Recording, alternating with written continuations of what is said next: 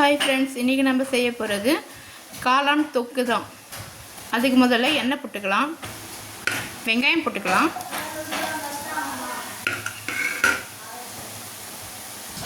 காளான் கட் பண்ணி வச்சுருக்கேன், அதை நல்லா கழுவி போட்டுக்கலாம். இஞ்சி பூண்டு பேஸ்ட்டு போட்டுக்கலாம், தக்காளி போட்டுக்கலாம், மிளகாத்தூள் போடுறேன், மஞ்சள்தூளும் போட்டுக்கலாம், கொஞ்சோண்டு தனியாத்தூள் போட்டுக்கலாம். இப்போ இந்த மாதிரி பேஸ்ட் மாதிரி ஆயிடணும் வதக்கிறதுல. இப்போ காளான் போட்டுக்கலாம்.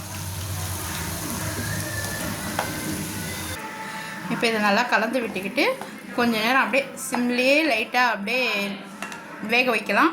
வேக வச்சோன்னா அதுலேருந்து தண்ணி கொஞ்சம் வரும். அதுக்கப்புறம் நம்ம தண்ணி வேணுமா வேண்டாமா பார்த்து போட்டுக்கலாம். தேவையான அளவு உப்பு போடலாம். தண்ணியே போடல, காளானில் தண்ணி விட்டுருக்கு பார்த்தீங்களா எப்படி நான் சொன்னேன்ல. இதுக்கப்புறம் நம்மளுக்கு தண்ணி தேவையில்லை, அந்த தண்ணியிலே வெந்துடும். பாருங்கள், அதே தண்ணியில் நல்லா வதங்கிடுச்சு, சுண்டி வந்துடுச்சு.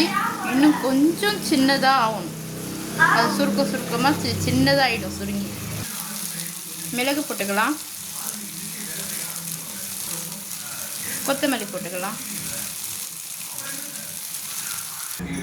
சமைச்சு முடிச்சிட்டோம், இப்போ சாப்பிட்லாம் வாங்க.